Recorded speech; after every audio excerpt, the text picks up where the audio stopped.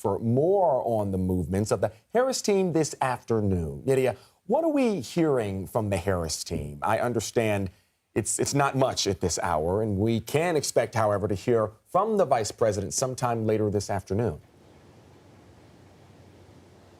We are expecting Vice President Harris to speak at 4 p.m. this afternoon at Howard University, but we've recently learned that Harris has officially conceded this race to Trump. She did speak on the phone with him, called him to congratulate him for winning this general presidential election for 2024.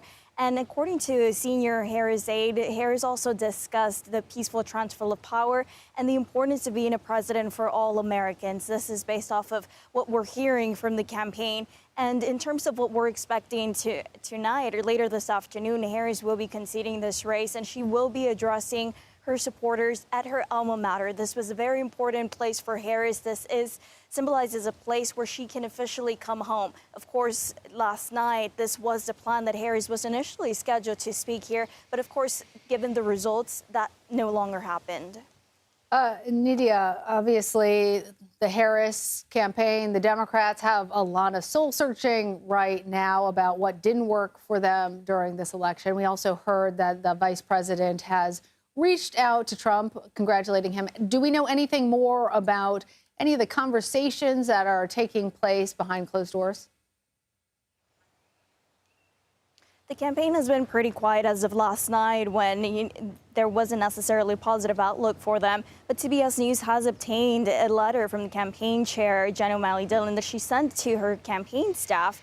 And in it, she addresses that the country moved to the right, but the least amount of movement to the right was seen in battleground states. And this was because of the work that the staff put in. She congratulates her staff for putting together what was a historical race in 90 days.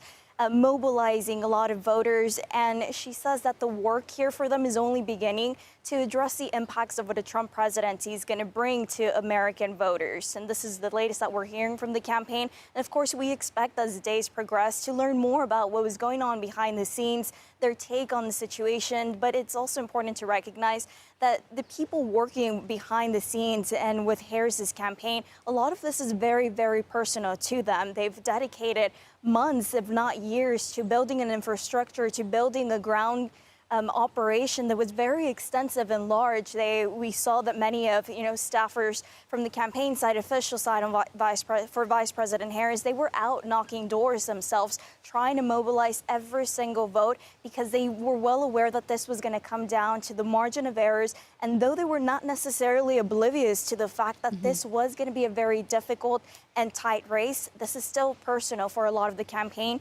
staffers involved in this. It always is. Nidia Cavazos, thank you.